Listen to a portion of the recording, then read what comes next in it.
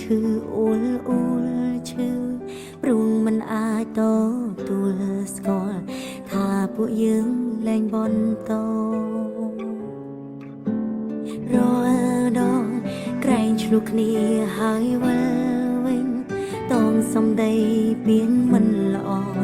តែក៏ព្រោះអារម្មណ៍ខឹងបងទៅមែនទៅប៉ុន្មានមិនវិលត្រឡប់បងពោលពី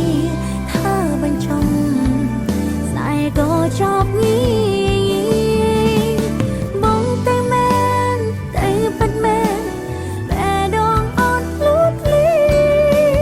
មិនជឿថាការប៉ុន្លាតើអាចខ្លាយទៅ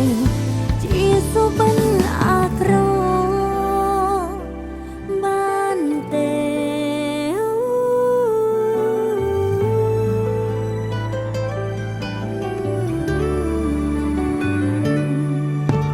ឈឺចាំលើកនេះឈឺអួលអួលឈឺព្រោះមិនអាចតទួលស្គាល់ថាពួកយើងលែងបន្តរាល់ដងក្រែងឆ្លុះគ្នាហើយវិលវិញតងសំដីពៀងមិនល្អតែក៏ព្រោះអារម្មណ៍ខឹងបងទៅមែនទៅប៉ុន្មានមិនវិលត្រឡប់បងពោលពីថាបញ្ចង់ស្នេហ៍ក៏ចប់ងាយបងទៅមែនទៅប៉ុន្មានបែដងអត់លូតលី